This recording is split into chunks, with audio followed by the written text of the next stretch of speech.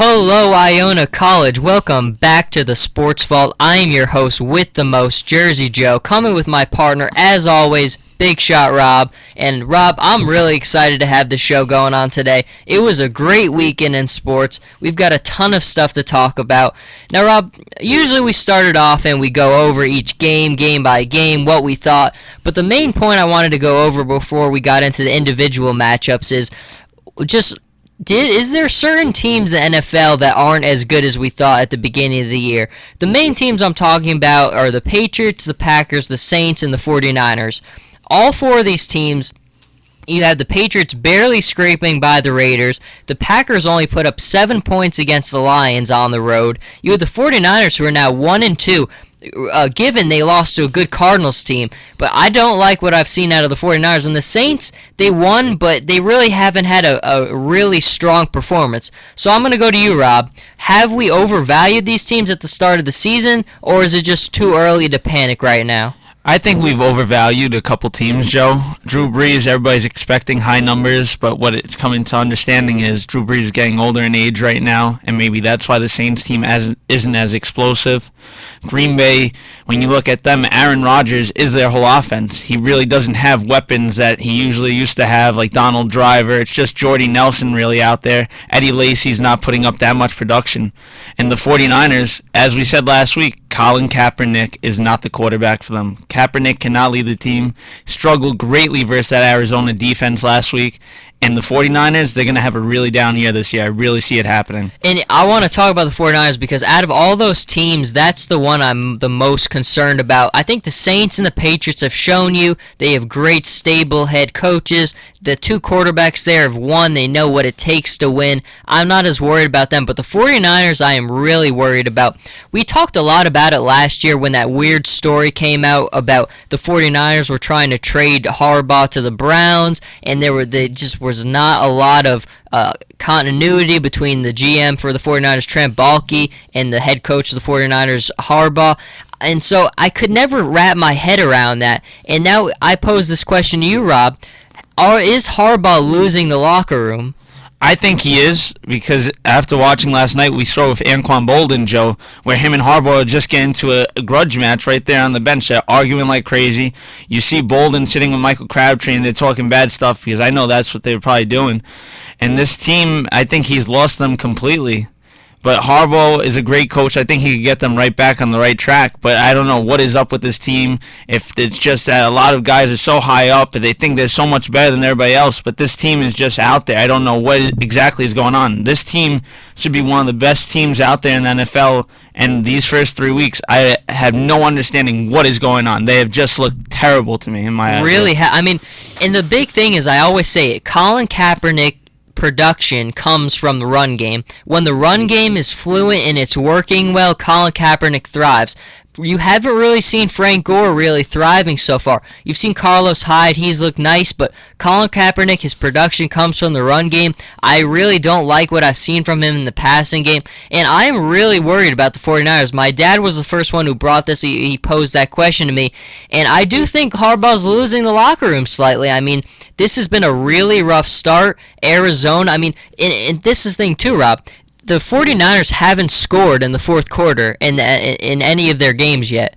Wow. Yesterday, they had those chances. They had the terrible penalty by Bolden. That was just a bonehead play. They haven't scored in the fourth quarter yet, and it's a big concern. And you look at the way Arizona's playing right now. With that, I picked for the 49ers to win that game yesterday, mainly because I thought without Carson Palmer, the 49ers would have enough to take. But you see they won that game with Drew Stanton, how well he looked in that offense. Bruce Arians is just a heck of a football coach. I mean, I don't think he gets enough credit sometimes to do what he's done with the quarterbacks he has, Carson Palmer and now Drew Stanton, to make them work in that offense so well. That's just unbelievable. I mean, I think Bruce Arians is a heck of a football coach, and with the way the Seahawks and the Cardinals have looked so far, the 49ers, it's going to be a rough year. But that's that for that part. And now, Rob, let's go to the teams who are thriving. There are a couple teams who are 3-0 right now. The Cincinnati Bengals and the Philadelphia Eagles, and then like we were just talking about the Arizona Cardinals. But out of the Eagles and now the Bengals, are those the two best teams that you've seen in the NFL so far? They've looked pretty decent to me, but the team that I've seen the most outstanding to me is the San Diego Chargers right now. There we go. Well, if you're watching on the live stream, you can see I am decked out in the San Diego Chargers gear, and I have a lot to say, but Rob, I want to let you finish. The San Diego Chargers, Joe, have just really stepped out. And the offensive line, you told me last year, you said all Phillip Rivers needs is that offensive line, and I've seen this offense thriving. You know, you look at them, they lose Matthews over the weekend. He's going to be out for a while. But this Chargers team, a lot of people better look out for them in the AFC West because they're the ones who are going to cause the most trouble versus the Denver Broncos. I completely agree, and I mean, you look at the Chargers and you look at them, they could be 3-0 right now. The opening game they lost on Monday night was close until the end, the very end. And the thing I love about the Chargers, I mean, you look at them and you just see they're well prepared for every game. Mike McCoy has done such a good job as the head coach for that team. And when you look at Phillip Rivers now, I mean, you look at last year, it took him a little while to get a little accustomed to that offense. But once he did, he was rolling. He looks so confident right now in that pocket. I mean, I'm seeing Phillip Rivers make throws that I was seeing when the Chargers were at the peak of their performance with Norv Turner when they were making the AFC Championship. I mean, Phillip Rivers just looks like it's night and day. This is the old Phillip Rivers right now. He's so confident in his throws, stepping up in the pocket, delivering the ball down the field. I love what I've seen out of the San Diego Chargers so far. I am a fan of the team, but I mean, your eyes tell you what you need to see, and right now my eyes are telling me the Chargers are going to have a very good football season. So let's go on. Before we go into the NFL, I keep teasing it, but we are going to get into the individual matchups. The last question to pose, Rob, is about the Washington Redskins. Now, obviously the other day, the Eagles and the Redskins was one of the more exciting games of the day, a very close one. And now that's leading a lot of people to question, should the Redskins close the pages on the RG3 era? Is it time to make Kirk Cousins the permanent guy there and just end it with RG3? I think, honestly, Kirk Cousins should be the starting quarterback for the Redskins. We look back at last year, Joe, you know, he finishes off the season for RG3 when RG3 was benched. He looked pretty rusty. And I think going into this training camp, there had to be speculation, Kirk Cousins could get the starting job for the Redskins. And you see how he is coming out with so much firepower. Last night threw for 427 yards and 3 touchdowns. And I think you have to be very worried with Kirk Cousins because he's a great quarterback and a lot of people overlook him. But you have to start looking at this guy because he's going to be a great force in the NFL. I agree. I mean, if you asked me a couple weeks ago if I would think that, I would say no. You've still got to roll the dice with RG3. You still got to give him time. But right now, I think I'm leaning towards you got to make Cousins the guy. I mean, the main thing I look at is this. RG3, the way he runs that offense, it's very conservative. I mean, not very explosive. The running game is a very big part of it. They throw a couple like 10-yard plays here. Not enough explosive. You need to have a big arm, throw the ball down the field in today's NFL. And the RG3 Redskins just don't do that. Kirk Cousins is not afraid to throw the ball down the field. He has the arm to deliver the ball down the field. You saw a couple of the big plays last night to Deshaun Jackson. They can make big throws down the field with Cousins. I think they changed the offense, and he has the ability to run and escape and make plays on his feet. So I think Cousins does everything that you need out of your quarterback now. Big arm, can make plays with his feet, but he's not going to take those risks like RG3. When RG3 runs, he's getting hit, just destroyed every single time. To be honest, I mean, when RG3 comes back, if the Redskins keep playing as well as they looked, I mean, given they lost that game, but they had every opportunity to win that game. If the Redskins are looking really good with Cousins, I don't know. I think I might make him my man. So that's going to do with all our questions. Now we're going to get into the individual matchups themselves. The first one on the slate is the Cincinnati Bengals and the Tennessee Titans. The Bengals winning that one 33-7. And look, this was a pretty easy matchup. I mean, the Bengals being the home team here, I really like what I've seen out of the Bengals so far. Andy Dalton's played very well. And I think you look at both sides of the ball, there's not a lot of teams in the NFL who have depth across both sides of the ball like the Bengals do. They've got a ton of playmakers on defense, really good playmakers on offense. And look, we all know what they're going to do in the regular season. We're all just waiting to see if Andy Dalton can get the monkey off his back and finally get that playoff win.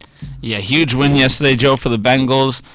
They're going to win their division this year, hands down. Andy Dalton's really stepping it up. I like the way the defense has been looking, and they really stepped it up last night. Bernard rushing for 47 yards and 2 TDs. You better watch out for this Bengals team this year, because I think after Dalton signed this contract in the offseason, I think he's going to have a really productive year, and I actually see him winning a game in the playoffs I think he could too. I mean, they keep going at the rate they're going. They're going to have a nice year. Now, let's go to the other NFC North matchup, and you had the Ravens and the Browns. The Browns being the home team, and the Browns are 1-2, but it's a convincing 1-2, isn't it? I mean, they've played really well. They really have had a chance to win all 3 of their first games. Even in that game last night, the only problem, the Browns just couldn't stop the Ravens in the fourth quarter in that game. But I think if you're a Browns fan right now, you could definitely tell that this team's been competitive in every game they've played. They've certainly had their opportunities to win every game. And so if you're a Browns fan, I mean, there's signs of life there. Yeah, you had to have a lot of hope in this team. This team is great defensively.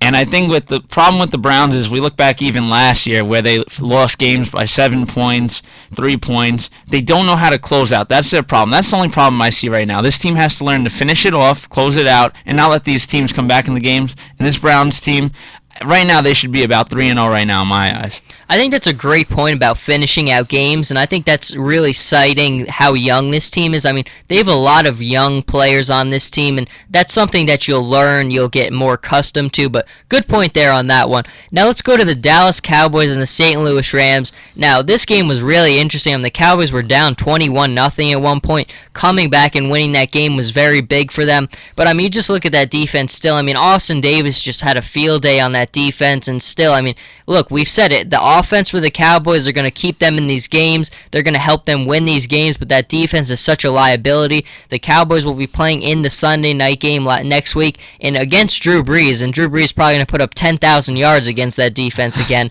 but it's going to be ugly. But that was a nice win for the Cowboys. They ran the ball pretty well. Coming back in that game, it was a pretty nice win for them. Yeah, nice win, but I would love to have seen Jerry Jones' face when they were down 21-0. Oh, my God. This Cowboys team, their defense is terrible. They need Rob Ryan back. Should never have fired the guy. Terrible. But surprisingly, they got this win. But my big question is their defense is just terrible, and that's why they won't succeed in the NFC East. I will say this, anybody who has Drew Brees for fantasy next week, you're going to have a nice day. Let's go on to the Green Bay Packers and the Detroit Lions. Now, Rob, you know how big of a Lions fan I am. I was surprised. I picked the Lions to lose this game. I thought the Lions were just the more undisciplined team, but they really played a good game yesterday. I mean, holding the Green Bay Packers to 7 points, that was very impressive, and it's really nice for that bounce back coming off that really disappointing loss to the Panthers. Matt Stafford didn't play a great game, but I mean, this was one of those grinded out type of wins, and they got the win. The running game stepped up. Reggie Bush had a really nice day, and look, I mean, Caldwell I've been critical of, but that was a big win against the Green Bay Packers. And with the way they've looked and the way the Bears have started off the season, the Lions, I don't know, they might surprise us. You never know. The Lions always disappoint, but right now I'm optimistic about what I've seen from Detroit. I'm not too big on this win, Joe. I just feel that the Lions and Packers are not such great teams right now this year. I don't have high expectations for Lions. I haven't liked the way Stafford has played. Even yesterday, it wasn't that great a play. No, he wasn't. Throw a touchdown. And you look at the Packers, as we said before, Aaron Rodgers has no weapons. They can't get the running game started. Jordy Nelson can't catch every pass from Aaron Rodgers. The ball can't get thrown to him 100 times in the game. And I don't see the Lions or Packers going too far this year. This win, yeah, they got to win, a nice, decent win, but I don't see it as like a huge impact win for them. Here's the thing, I do agree with you. I think that division is looking pretty weak right now, but I will say the Lions have a chance only because of Minnesota's not going to do anything. Green Bay hasn't looked great yet, and the Bears are off to a rough start. So it's going to be between those three teams. It's just going to be who's going to shape it out coming in the next couple weeks. So let's go on to the next game on the slate: the Oakland Raiders and the New England Patriots. The Raiders really almost. I mean, this this was one of the reasons why I was saying New England is one of those teams. Maybe they're not as good as we thought because they haven't had a quality win. I mean, they beat Minnesota last week. They lost that game to Miami in week 1. You really haven't seen a complete performance from the Patriots yet where you're just really confident. I mean, you look at that game yesterday. If Derek Carr doesn't throw that really bad pass and it gets intercepted, the Raiders are probably going to win that game. So New England really has gone off to a rough start, and I haven't liked what I've seen out of them. Yeah, they're a very shocking team to me, Joe. You would think, like, with all the weapons they acquired over the offseason, their defenses look fine to me. But for some reason, that offense can't get rolling. Versus the Raiders, they should have been able to drop at least 30 points, Joe. Yeah. And you had to wonder what is up with this offense right now. But I think in the next couple of weeks, we'll see Tom Brady getting this offense rolling, and they'll be dropping about 20 to 28 points a game. I agree. I mean, it's kind of like last year. New England kind of got off to a slow start, not putting up a lot of points. But as the season progressed, the offense started clicking more. I think that's probably what's going to happen here. Now, I did skip over the Indianapolis Colts and the Jaguars. There's not a lot to say from the Colts side. I mean, Andrew Luck, 4 touchdown passes yesterday. They were just rolling. For the Jaguars, finally, they made the move. I believe Blake Bortles will be starting next week on the road against the Chargers. Now, that is a very tough first game to be thrown into, especially with the way the Chargers have played, but I think it's the right move. Chad Henne wasn't doing anything with this team. You're just delaying the inevitable. It's just watching mediocrity. You might as well see what Blake Bortles can do. I like what I saw at him in the preseason, and I'm excited to see how Blake Bortles does in his first start. Yeah, me too, Joe. I think he's done. Yesterday, he did a great job versus the Colts. The thing that scared me really nervous with Jacksonville is their defense hasn't looked what it was last year. Jacksonville, the past 2 years, their defense had looked great. Looked like it was on the rise. Looked like Jacksonville might actually stand a chance in this division. In these first 3 games, they're getting destroyed completely. Up 17-0 in week 1, and then they gave up so many points versus the Eagles. And yesterday, giving up 44 points. It's really surprising, their defense. I'm really, really surprised regarding them. I think you hit the nail on the head. How many times did we say last year that the defense was the selling point of this team? Really aggressive defensively, sound defense, doesn't make a lot of mistakes. They've just been miserable so far, and it's really surprising. But it's going to be, look, I'm not going to sugarcoat it. It's going to be rough next week. The Chargers are going to win that game, obviously. They're going to win it handily. But I am very excited to see how Blake Bortles will look. Let's go on to the Minnesota Vikings and the New Orleans Saints. And again, on the Saints side, kind of like the Patriots, you know what you're going to get out of this team eventually. But right now, you haven't seen that really sound quality win so far. Hopefully, I shouldn't say hopefully. They should get it next week against the Cowboys because of that defense. But right now, I think New Orleans, I'm still looking for that quality win. And for the Vikings, Matt Castle going down. Teddy Bridgewater, you didn't get a very good sampling size yesterday, but it didn't look terrible. I think I'm excited to see what Teddy Bridgewater is going to look like getting a start. Norv Turner, I think he'll do a nice job with him, seeing how that game plan works out, but I'm excited to see how Teddy will look. Yeah, he looked pretty decent yesterday, Joe, in his start. But this Vikings team, they can't do anything without Adrian Peterson. We're seeing it right now.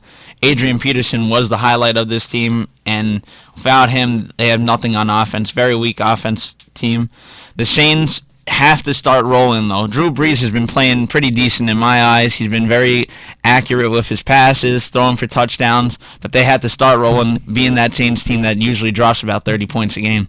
Completely agreed, and what better way to get back on track than with the Cowboys next week. Now, let's move on to your team, Rob. I'm just kidding. The New York Giants and the Houston Texans. Now, Rob, I'll say this. Eli Manning, the last 2 weeks, you look at him, he's played pretty well. The problem I've seen with the Giants the last 2 weeks, even in the first half of this game yesterday, was although the special teams, some problems on defense, sloppiness here and there, but Eli, I think you're seeing last week, even with that pick, especially this week, he definitely is playing a lot better. Yeah, he definitely is, Joe. The last 2 weeks, being able to get 4 touchdowns, only throwing 2 picks. He's been more accurate. I think now the West Coast offense is starting to click with him. Jennings had a great day yesterday with the offense. This Texans team, though, the Giants D was all over them yesterday. Ryan Fitzpatrick struggled, and we saw he kept running, kept getting hit like crazy.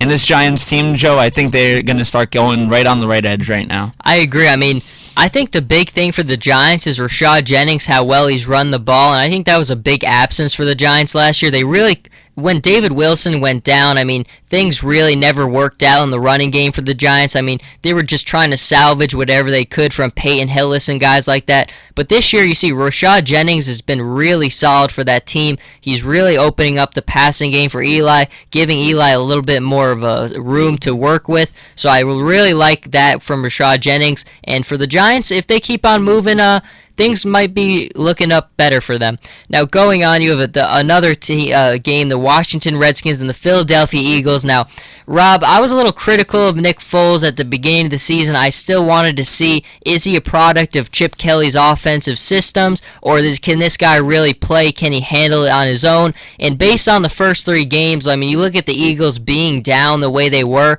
and LaShawn McCoy hasn't gotten off to a great start. Nick Foles, I'm sold now. I mean, you see some of the throws he was making in that game yesterday. Those were big boy NFL throws. Nick Foles has definitely looked good. I mean, Nick Foles, I'm starting to become much more sold to be down in these games and come back to make the throws he's making. The toughness he showed yesterday with that really physical and a lot of dirty play by Washington. I really think Foles, I'm starting to be a big buyer on him. Yeah, me too, Joe. This guy, when we look back when he was drafted, completely undervalued, and I found out through my boss. My boss told me about it because my boss's son goes to Arizona. He said, watch out for him in the next couple years.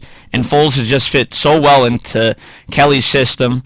And I think this Eagles team might be the best team they have over the last couple years. This team, I think, could win about 11 to 12 games. I agree. I had them winning 10, 11 games at the beginning of the season. And right now, they're looking really good, the Eagles. I like what I've seen. Let's go on to we already went over the 49ers a little bit, so we'll skip over that one. The next big one, the Denver Broncos and the Seattle Seahawks. Now, the Seahawks yesterday, that was a really good game. I mean, you see at the end, though, I mean, you see with San Diego last week, you saw a little bit with Denver yesterday. I think that teams are starting to kind of figure out how you attack Seattle's defense.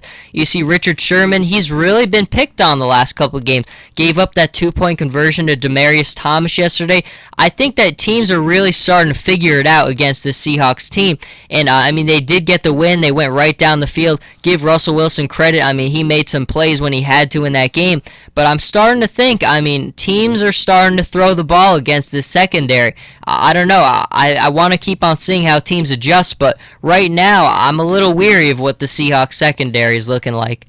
Yeah, me too, Joe, because I was very surprised with this game yesterday. When it first started out and they were up 17-3, I'm like, this is a Super Bowl all over again. Yep. Peyton Manning is getting owned. And then the Broncos were able to come back, get themselves into the game, dropping 17 points. But you had to look at it. As you said, their defense, their secondary, Richard Sherman, I really don't think he's that great of a cornerback. He's a great cornerback, but he's not a legendary cornerback that's unstoppable. You could beat Richard Sherman, and a lot of teams are showing that you could get the ball past him. So I think a lot of teams have figured out the secondary. But the Seahawks, the one highlight that I do like is Russell Wilson. Yep. Guy knows what to do when he's running out of the pocket, getting these short passes out, getting them, turning them into big yardage, and the guy just knows how to protect himself. I saw a couple times yesterday running off for 10 yards and taking nice dives, not getting cracked by the Broncos defense. This Seahawks team, though, I think they're going to go far this year, but I don't see them in Super Bowl contention this year. Wow. I don't know, and I want to go back to your Sherman point. I mean, I do think Sherman is really good, but it helps a lot when you have Earl Thomas, Cam Chancellor. I mean, that backfield is just ridiculous. That gives him so much more space to operate with. So I don't know. I think maybe you're going to see teams really start to take advantage and pick more on him, and I really want to see how that'll continue to work out. 2 more games to go over before we go over Big Shot Rob's New York Jets. He's decked out in his Jets gear over here. The Kansas City Chiefs, the Miami Dolphins, the Steelers, and the Panthers. I had both those games wrong. From the Dolphins' perspective, I just can't figure this team out. I really can't. They just kill me. I mean, they're at home for this game. Kansas City's missing their most important offensive piece in Jamal Charles, and the Dolphins lose this game. This Dolphins offense has just got off to really slow starts in every game this year. I just can't figure this team out. I really can't. And in terms of the Panthers, very disappointing win, very disappointing loss. I really haven't seen a team run the ball that effectively against the Panthers in 2 years now. I mean, but the Steelers, Le'Veon Bell and LeGarrette Blount, they just were running a havoc on that team. Even Luke Kuechly, who I think is as dependable as a defensive player as you can get, he really got ran over all over yesterday. So that's a huge win for the Steelers. Disappointing for the Carolina Panthers. Yeah, most definitely, Joe. This Panthers team, I really had high expectations. The Steelers had not been looking great in their first 3 weeks. Really thought the Panthers would come out and shut them out. Very disappointing loss for them. And then you look at the Chiefs and Dolphins, Joe. No matter what you give the Miami Dolphins, no matter what pieces you give them, the team will never win. I'm sorry. The Miami Dolphins of the 2000s, they're not that high grade of a team. Ryan Tannehill, I don't think, is the man for this team. And they have one of the best wide receivers in Mike Wallace. They can't get the job done. And the Miami Dolphins, I'm sorry, I hate them in the AFC East, and I don't think they're that great of a team. Hey, it's hard to argue based on the results so far. That is it for all those games. But before we end the NFL segment, we've got the Monday night matchup of the New York Jets against the Chicago Bears. Rob, I'm going to let you have your moment. I'm picking your New York Jets tonight. I think that they're going to run the ball extremely well against this Bears defense. That'll open up the passing game for Geno Smith. And aside from a couple of bad plays here and there, Geno Smith's got to clean that up. But I think he has shown a lot of progression so far. And the running game is going to have a good day, and that'll help out Geno Smith. I'm picking the Jets to win the game here. Right move there, Joe. There Great we go. move by you. The Jets, they are going to win this game. I'm telling you right now, we are winning this game tonight. We are going to beat the Bears. Geno Smith has full control of this offense. Look so great in the first 2 games. I think he's going to have a great game tonight. He's running the ball. He's able to throw great. The running game's been moving effectively. My only concern regarding the Jets, though, tonight is Brandon Marshall versus the Jets secondary. Yep. Because the Jets secondary has looked pretty weak. We saw it last week with Green Bay with Jordy Nelson exploding all over the Jets secondary. And that's the only thing that they really have to watch out with. Because with Brandon Marshall, he's a guy who will feed off your mistakes and take full advantage of you. We saw it versus the 49ers, able to help them come back, help the Bears come back versus the 49ers last week. And that's only my main concern. But I think the Jets are going to come out and we're going to win this week. Good point. I mean, yeah, I think that's definitely a good thing to cite right there. It should be a good matchup between two pretty good teams. Looking forward to the game. Rob and I are both rolling with the Jets. Hopefully they'll get a win here. I need to get to 10 wins this week, Rob. I need 10 wins, so I need your Jets to come through. Hopefully they will deliver. That's going to do it for this segment. When we come back, talking college football, English Premier League soccer, baseball for the first time this year. So stay with us, and we will be right back.